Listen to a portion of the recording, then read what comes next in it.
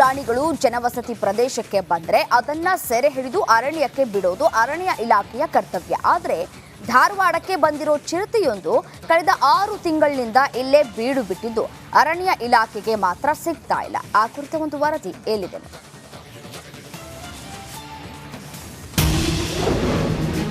ಧಾರವಾಡ ವಿವಿ ಕ್ಯಾಂಪಸ್ನಲ್ಲಿ ಚಿರತೆ ಓಡಾಟ.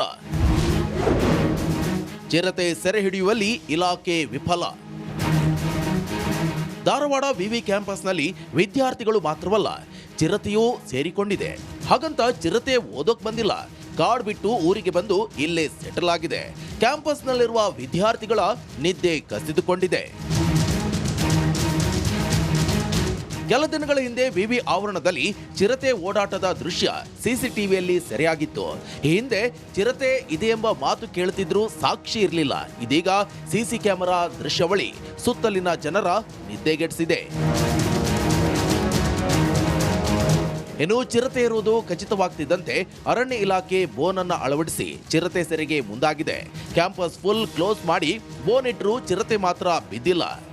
ಇವತ್ತು ಬೆಳಗಿಂದ ಇದನ್ನ ಅಷ್ಟು ರೋಡ್ ಎಲ್ಲ ಬಂದ್ ಮಾಡಿಸಿವ್ರಿ. ರೋಡ್ ಬಂದ್ ಮಾಡಿಸಿ ಫಾರೆಸ್ಟ್ನವರು ಅದನ್ನ ಹಿಡಿಯಕ್ಕೆ ಪ್ರಯತ್ನ ಮಾಡತ್ತಾರೆ. ಹೌದು, ಬಲಿ ಇಟ್ಟಾರ. 1, 2, 3 ತಾವಲ್ಲಿ ಬಲಿ ಇಟ್ಟಾರ. ಅಲ್ಲಿ ಪ್ರಾಣಿ ಕಟ್ಟ್ಯಾರ. ಮುಂದೆ ಅದನ್ನ ಹಿಡಿಬೇಕಂತ ಕಟ್ಪಟ್ ಮಾಡತ್ತಾರ. ಆದ್ರೆ ಅದು ಇನ್ನೂ ಅವ್ರಿಗೆ ಸುಳ್ಳು ಸಿಕ್ಕಿಲ್ಲ. ನಿತ್ಯ ಚಿರತೆ ಓಡಾಡುವ ಪ್ರದೇಶದಲ್ಲೇ ಗ್ರಂಥಾಲಯ ಇದ್ದು ವಿದ್ಯಾರ್ಥಿಗಳು ಬರಲು ಹಿಂದೇಟ್ ಹಾಕ್ತಿದ್ದಾರೆ. ಪಾಲಕರು ಓದು ಬೇಡ ಮನೆಗೆ ಬಂದು ಬಿಡು ಅಂತಾನು ಹೇಳುತ್ತಿದ್ದಾರಂತೆ. ಸರ್, ಇಲ್ಲ ನಾವು ಶಾಲ್ಮಲ ಹಾಸ್ಟೆಲ್ದಾಗ ಇಲ್ಲೇ ಸ್ಟಡಿ ಮಾಡ್ತೀವಿ ರೀ. 1 ತಿಂಗಳಾತ ಏನತ್ರಿ ಚಿರತೆ ಏನಂತ್ರಿ ಎಲ್ಲ ಕಡೆ ಭಾಳ ಕಂಡು ಬರೋದು ಮತ್ತು ಕಂಪೌಂಡ್ ಜಿಗೋದು ಈ ರೀತಿ ಮಾಡತ್ರಿ. ಮತ್ತು ನಮಗೂ ಇಲ್ಲಂತ್ರಿ ಇಲ್ಲಿ ಅಡ್ಡಾಡಕ್ಕಂತ ಸ್ವಲ್ಪ ಪ್ರಾಬ್ಲಮ್ ಆಗತ್ತೆ. ಮತ್ತೇನು ಯಾವಾಗ ಬರ್ತೈತೋ ಏನು ಬರ್ತೈತೋ ಮತ್ತು ನಿಮ್ಮ ಕಡೆ ಸರಿಯಾಗಿ ಕ್ಲಾಸಿಗೆ ಬರೋಕ್ಕಾಗತ್ತು. ಮತ್ತು ಇಂದಷ್ಟು ನಾವು ಇಲ್ಲೇ KVD ಒಳಗೆ ಇಲ್ಲೇ ಇದನ್ನು MA ಮಾಡಿದ್ವಿ ನಾವಿಲ್ಲಿ. ಮತ್ತು ಏನು ಮಾಡಬೇಕು ಮತ್ತು ಮನ್ಯಾಗ ಏನಂತ ಹಿಂಗೆ ಚಿರತೆ ಎಲ್ಲ ಕಾಟ ಕುಡಿದಿತ್ತಂದ್ರೆ ಬಾ ಅಂತ ಹೇಳ್ತಾರೋ. ಒಟ್ನಲ್ಲಿ ಕಳೆದ 6 ತಿಂಗಳಿನಿಂದ ಅರಣ್ಯ ಇಲಾಖೆಯ ಉದಾಸೀನತೆಗೆ ಚಿರತೆ ಕ್ಯಾಂಪಸ್ ಪ್ರವೇಶಿಸಿದೆ. ಇದೇ ನಿರ್ಲಕ್ಷ್ಯ ಮುಂದುವರೆದರೆ ಚಿರತೆ ಪಕ್ಕದ ಜನವಸತಿ ಬಡಾವಣೆಗೆ ಬಂದು ಕುಳಿತರೂ ಅಚ್ಚರಿ ಇಲ್ಲ. DB Kumar, republic Kannada, Dharwad. ಹಾವೇರಿ ಜಿಲ್ಲಾ ಕೇಂದ್ರವಾಗಿ 27 ವರ್ಷ ಕಳೆದಿದೆ. ಆದರೆ ಹಾವೇರಿ ನಗರದಲ್ಲಿ ಕನಿಷ್ಠ ಮೂಲ ಸೌಕರ್ಯಗಳೇ ಸಿಗ್ತಾ ಇಲ್ಲ. ಬಸ್ ನಿಲ್ದಾಣ ಇದ್ರೂ ಯೂಸ್ ಇಲ್ಲ. ಹಾಗಿದ್ರೆ ಏನದು ಸಮಸ್ಯೆ, ಏನ್ ಕತೆ? ಈ ಬಗ್ಗೆ ಒಂದು ವರದಿ ಇಲ್ಲಿದೆ ನೋಡಿ.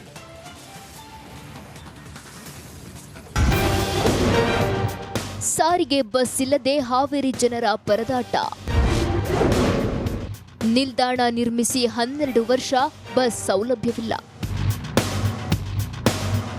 ನಗರದಲ್ಲಿ ಬಸ್ ನಿಲ್ದಾಣ ಇದೆ, ಆದರೆ ಬಸ್ಗಾಗಿ ಜನರ ಪರದಾಟ ಮಾತ್ರ ನಿಂತಿಲ್ಲ. ಹೌದು, ಹಾವೇರಿ ನಗರಸಭೆ ಜಿಲ್ಲೆಯ ಜನರ ಅನುಕೂಲಕ್ಕಾಗಿ ನಗರ ಸಂಚಾರ ಆರಂಭಿಸಿತು. 2013ರಲ್ಲಿ 40 ಲಕ್ಷ ರೂಪಾಯಿ ವೆಚ್ಚದಲ್ಲಿ ನಗರದ ಪ್ರಮುಖ ಏರಿಯಾದಲ್ಲಿ ಬಸ್ ನಿಲ್ದಾಣ ನಿರ್ಮಾಣ ಮಾಡಲಾಯಿತು. ಆದರೆ ನಗರ ಸಂಚಾರ ಆರಂಭಿಸಿದ ಒಂದೇ 1 ತಿಂಗಳಲ್ಲಿ ಬಸ್ ಸಂಚಾರ ಬಂದ್ ಆಗಿದೆ. ಒಂದು ಆಟೋ ಬಾಡಿಗೆ ತೊಗೊಂಡು ಹೋಗ್ಬೇಕಂದ್ರೆ ಇವತ್ತು 60-70 ರೂಪಾಯಿ ಖರ್ಚು ಮಾಡಬೇಕು. ಪಾಪ ವಿದ್ಯಾರ್ಥಿಗಳಿಗೆ ಅನಾನುಕೂಲತೆ ಇರ್ತದೆ. ಹೀಗಾಗಿ ಇವತ್ತು ಸಾರಿಗೆ ವ್ಯವಸ್ಥೆ 2013ರಲ್ಲಿ ಸಾರಿಗೆ ವ್ಯವಸ್ಥೆ ಪ್ರಾರಂಭ ಆಗಿತ್ತು ಮತ್ತು ಮರೀಚಿಕೆ ಆಯಿತು. ಈಗ ಅದೇ ನಿಟ್ಟಿನೊಳಗೆ ಇವತ್ತು ಸಾರ್ವಜನಿಕರ ಒತ್ತಾಯ ಆಗಿದೆ, ಹಾವೇರಿ ಒಳಗೆ ನಗರ ಸಾರಿಗೆ ಪ್ರಾರಂಭ ಆಗಬೇಕು. ಅದೇ ರೀತಿ ಒಳಗೆ ಇವತ್ತು ಅನೇಕ ಬಸ್ ಸ್ಟ್ಯಾಂಡ್ಗಳನ್ನು ಇವತ್ತು ರೆಡಿ ಮಾಡಿದ್ದಾರೆ. ಸುಮಾರು 60-70 ಲಕ್ಷ ಖರ್ಚು ಮಾಡಿ ಎಲ್ಲ ದಿಕ್ಕುಗಳಲ್ಲಿ ಇವತ್ತು ಸಾರಿಗೆ ಬಸ್ ಸ್ಟ್ಯಾಂಡ್ಗಳನ್ನು ಪ್ರಾರಂಭ ಮಾಡ್ತಾಯಿದ್ದಾರೆ. ಈ ನಿಟ್ಟಿನೊಳಗೆ ಸಾರಿಗೆ ವ್ಯವಸ್ಥೆಯವರು, ಮಾನ್ಯ ಜಿಲ್ಲಾಧಿಕಾರಿಗಳು, ಮಾನ್ಯ ಶಾಸಕರು, ಮಾನ್ಯ ಸರ್ಕಾರಕ್ಕೆ ನಾನು ಒತ್ತಾಯ ಮಾಡ್ತೀನಿ. ಇವತ್ತು ಸಾರ್ವಜನಿಕರ ಅನುಕೂಲ ಆಗುವ ನಿಟ್ಟಿನೊಳಗೆ ಇವತ್ತು ನಗರ ಸಾರಿಗೆ ಪ್ರಾರಂಭ ಮಾಡಬೇಕಂತೇಳಿ ಒತ್ತಾಯ ಮಾಡ್ತೀನಿ. ಹಾವೇರಿ ನಗರದಲ್ಲಿ ಬಸವೇಶ್ವರ ನಗರ, ಇಜಾರಿ, ಲಕಮಾಪುರ, DC ಕಚೇರಿ, ಇಂಜಿನಿಯರಿಂಗ್ ಕಾಲೇಜು ಮತ್ತು ನಗರದ ಪ್ರಮುಖ ಕಡೆಗಳಲ್ಲಿ ಬಸ್ ನಿಲ್ದಾಣ ನಿರ್ಮಾಣ ಮಾಡಲಾಗಿದೆ. ಈಗಾಗಲೇ ನಿರ್ಮಾಣ ಮಾಡಿ ಬರೋಬ್ಬರಿ 12 ವರ್ಷ ಕಳೆದಿದೆ. ಆದರೆ ಸರ್ಕಾರದಿಂದ ಬಸ್ ಬಿಡದೆ ಬಸ್ ನಿಲ್ದಾಣ ಹಾಳಾಗಿವೆ.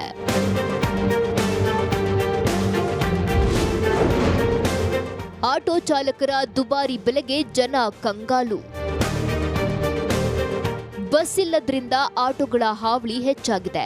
ಸಮೀಪದ ಪ್ರದೇಶಗಳಿಗೆ 50ರಿಂದ 100 ರೂಪಾಯಿ ಕೇಳ್ತಾರಂತೆ. ಹೀಗಾಗಿ ಬಡ ಜನರಷ್ಟೇ ಅಲ್ಲದೆ ಶಾಲೆಯ ಮಕ್ಕಳು ಸಹ ನಿತ್ಯ ನಗರ ಸಾರಿಗೆ ಇಲ್ಲದೆ ಪರದಾಡ್ತಿದ್ದಾರೆ. ಹೀಗಾಗಿ ನಗರದಲ್ಲಿ 2 ಎಲೆಕ್ಟ್ರಿಕ್ ಬಸ್ ಬಿಡುವ ವ್ಯವಸ್ಥೆ ಮಾಡಬೇಕು ಎಂದು ಸ್ಥಳೀಯರು ಆಗ್ರಹಿಸಿದ್ದಾರೆ. 60, 70, 100 ರೂಪಾಯಿವರೆಗೂ ಕೇಳ್ತಾ ಇದ್ದಾರೆ. ಹೀಗಾಗಿ ಸಾಮಾನ್ಯ ನಾಗರಿಕರಿಗೆ ಮತ್ತು ಬಡವರಿಗೆ ಹೊರೆ ಆಗ್ತಾ ಇದೆ. ಹಾವೇರಿ ಇವತ್ತು ಏನಾಗಿದೆ ಅಂತಂದರೆ ಅಟ್ಲೀಸ್ಟ್ ಹಾವೇರಿ ನಗರಸಭೆಗೆ ಒಂದು ಬಸ್ಸನ್ನು 2 ಎಲೆಕ್ಟ್ರಿಕ್ ಬಸ್ಗಳನ್ನು ಅನುಕೂಲ ಮಾಡಿಕೊಡೋದ್ರಿಂದ ಸ್ಥಳೀಯವಾಗಿ ಅನುಕೂಲ ಆಗ್ತದೆ, ಸಾರಿಗೆ ವ್ಯವಸ್ಥೆ ಸುಧಾರಣೆ ಆಗ್ತದೆ. ಹಾಗೆ ಲಕ್ಷಾಂತರ ರೂಪಾಯಿ ಹಣಗಳನ್ನು ಖರ್ಚು ಮಾಡಿ ಇವತ್ತು ಲಘು ಬಸ್ ಸ್ಟಾಪ್ಗಳನ್ನು ನಿರ್ಮಾಣ ಮಾಡಿರ್ತಕ್ಕಂಥದ್ದು ಇವತ್ತು ಅವು ಏನಾಗಿದೆ, ಸರಿಯಾಗಿ ಬಳಕೆ ಇಲ್ಲದೇ, ನಿರ್ವಹಣೆ ಇಲ್ಲದೇ ಇವತ್ತು ಅನೈತಿಕ ಚಟುವಟಿಕೆಗಳ ತಾಣವಾಗಿ ಮಾರ್ಪಟ್ಟಿದೆ. ಒಟ್ನಲ್ಲಿ ಹಾವೇರಿ ಜಿಲ್ಲಾ ಕೇಂದ್ರವಾಗಿ 27 ವರ್ಷ ಕಳೆದರೂ ಜನರು ಮೂಲ ಸೌಕರ್ಯದಿಂದ ವಂಚಿತರಾಗಿದ್ದಾರೆ. ಇನ್ನಾದರೂ ಸಾರಿಗೆ ಇಲಾಖೆ ಬಸ್ ಬಿಟ್ಟು ಇಲ್ಲಿನ ಜನರ ಕಷ್ಟಕ್ಕೆ ಸ್ಪಂದಿಸಬೇಕಿದೆ. Maruti BM, republic Kannada, Haveri. ಶಿವಮೊಗ್ಗ ಜಿಲ್ಲೆಯ ಶಿವಮೊಗ್ಗ ಗ್ರಾಮಾಂತರ ಭಾಗದಲ್ಲಿ ಕಳೆದ 15 ದಿನಗಳಿಂದ ಕಾಡಾನೆ ಹಾವಳಿ ದಿನೇ ದಿನೇ ಹೆಚ್ಚಾಗ್ತಾ ಇದೆ. ರೈತರು ಫಸಲಿಗೆ ಬಂದಿರುವಂತಹ ತೋಟಗಳನ್ನು ಕಳೆದುಕೊಳ್ಳುವಂತಹ ಭೀತಿ ಎದುರಾಗಿದೆ. ಆ ಕುರಿತ ಒಂದು ವರದಿ ಎಲ್ಲಿದೆ ನೋಡಿ.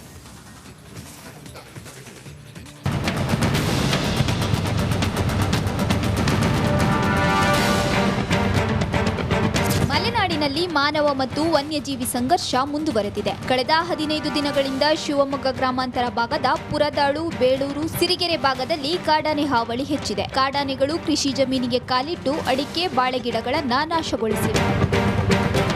ಶೆಟ್ಟಿಹಳ್ಳಿ ಅಭಯಾರಣ್ಯ ವ್ಯಾಪ್ತಿಯಲ್ಲಿ ಕಳೆದೊಂದು ವಾರದಿಂದ ಆನೆಗಳ ಹಿಂಡು ಬೀಡು ಬಿಟ್ಟಿದ್ದು ರೈತರು ಆತಂಕದಲ್ಲೇ ಓಡಾಡುವಂತಾಗಿದೆ. ಪ್ರತಿನಿತ್ಯ ರಾತ್ರಿ ವೇಳೆ ತೋಟಗಳಿಗೆ ದಾಂಗುಡಿ ಇಡುವ ಆನೆ ಹಿಂಡು ಬೆಳಗಾಗುತ್ತಲೇ ಕಾಡು ಸೇರಿಕೊಳ್ಳುತ್ತಿರುವುದು ರೈತರ ತಲೆನೋವಿಗೆ ಕಾರಣವಾಗಿದೆ. ಪುರದಾಳ ಗ್ರಾಮದ ಬೇಳೂರು, ಶಿವಮೊಗ್ಗದಿಂದ ಸೆಟ್ಟಿಗೆ ಹೋಗುವ ಮುಖ್ಯ ರಸ್ತೆಯಲ್ಲಿರುವ ರಸ್ತೆ ಪಕ್ಕದಲ್ಲಿರ್ತಕ್ಕಂಥ ಬೇಳೂರು. ಈ ಬೇಳೂರಿನಲ್ಲಿ ರಾತ್ರಿ ಸುಮಾರು ಮಧ್ಯರಾತ್ರಿ 2 ಗಂಟೆ 3 ಗಂಟೆ ರಾತ್ರಿ ಇರ್ಬೋದು, ರಾತ್ರಿ ಸುಮಾರು 3 ಆನೆಗಳು ಬಂದು ಸಂಪೂರ್ಣ ಬಾಳೆಯನ್ನು ನಾಶ ಮಾಡಿದೆ. ರಸ್ತೆಗೆ ಎಲ್ಲ ಹಾಕಿಕೊಂಡು ಎಲ್ಲ ಚಪಾಟಿ ಮಾಡಿದೆ. ಒಳಗಡೆ ಅಡಿಕೆ ಮರಗಳನ್ನು. ಇನ್ನು ಕಾಡಾನೆ ಹಾವಳಿ ಬಗ್ಗೆ ಅರಣ್ಯ ಇಲಾಖೆಯಿಂದ ಹಾರಿಕೆಯ ಉತ್ತರ ಸಿಕ್ಕಿದೆ. ಕೇಳಿದರೆ ರಾತ್ರಿ ವೇಳೆ ಗಸ್ತು ತಿರುಗುತ್ತಿದ್ದೇವೆ ಅಂತ ಉತ್ತರ ನೀಡ್ತಾರೆ. ಗಸ್ತು ತಿರುಗುತ್ತಿದ್ದರೆ ಕಾಡಾನೆಗಳು ಯಾಕೆ ತೋಟ ಹೊಲಗಳಿಗೆ ನುಗ್ಗುತ್ತಿವೆ ಅನ್ನೋದು ರೈತರ ಪ್ರಶ್ನೆ. ಇದ್ರ ಬಗ್ಗೆ ಅರಣ್ಯಾಧಿಕಾರಿಗಳು ತೀವ್ರವಾದ ಕ್ರಮ ತಗೊಳ್ಬೇಕು. ನಾವು ಹೇಳ್ತಾನೆ ಇದೀವಿ ಡೈಲಿ. ಅವರು ಬರ್ತಾರೆ, ಕಾಟಾಚಾರಕ್ಕೆ ಬರ್ತಾರೆ, ಇಲ್ಲಿ ನೋಡ್ತಾರೆ, ಆನೆ ಇದೇ ತರ ಮಾಡೋದು, ನೀವು ಸೇಫ್ಟಿ ಆಗಿರಿ ಅಂತ ನಮಗೆ ಸೇಫ್ಟಿ ಹೇಳ್ತಾರೆ. ಅದನ್ನ ಆನೆ ಓಡಿಸೋ ಕಾರ್ಯ ಆಗ್ಲಿ, ಅದ್ರ ಬಗ್ಗೆ ಮೇಲಧಿಕಾರಿಗಳಾಗ್ಲಿ ಯಾರು ಇದ್ರ ಬಗ್ಗೆ ಗಮನನೇ ಹರಿಸ್ತಿಲ್ಲ. ಅವ್ರಿಗೆ ಏನಂದ್ರೆ ಲೇಜಿ ಆಗ್ಬಿಟ್ಟಿದೆ. ಮಲೆನಾಡಿನಲ್ಲಿ ವರ್ಷದಿಂದ ವರ್ಷಕ್ಕೆ ಕಾಡಾನೆಗಳ ಹಾವಳಿ ಹೆಚ್ಚುತ್ತಲೇ ಇದೆ. ಆನೆಗಳನ್ನು ಮರಳಿ ಭದ್ರಾ ಅಭಯಾರಣ್ಯಕ್ಕೆ ಓಡಿಸಲು ಅರಣ್ಯ ಇಲಾಖೆ ಕ್ರಮ ಕೈಗೊಳ್ಳಬೇಕು ಎಂಬುದು ರೈತರ ಆಗ್ರಹ. ಭೀಮಾ ನಾಯ್ಕ್, ರಿಪಬ್ಲಿಕ್ ಕನ್ನಡ, ಶಿವಮೊಗ್ಗ.